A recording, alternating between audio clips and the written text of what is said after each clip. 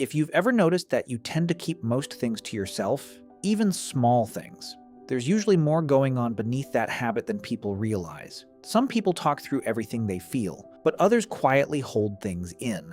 Not because they don't have thoughts, but because they have too many. People who keep most things to themselves often spend a lot of time observing before speaking. They watch how people react. They notice tone, subtle shifts in mood, the way words can be misunderstood. So over time, sharing starts to feel risky. A simple comment can turn into a long explanation. A personal thought can be taken the wrong way. And eventually, the brain learns something important.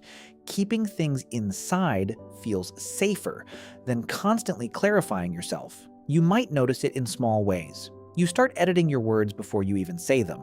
You replay conversations later in your head. Sometimes you almost say something, then decide it's easier not to. And here's where it gets interesting. For many people like this, silence isn't really about shyness. It's about control.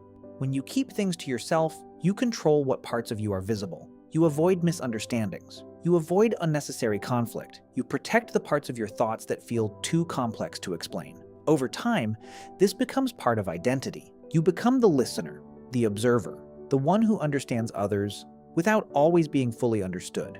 And from the outside, it can look like distance. But internally, it's often the opposite. It's a mind that processes deeply, filters carefully, and chooses very deliberately what the world gets to see. Once you start noticing this pattern, it becomes clearer. It was never random.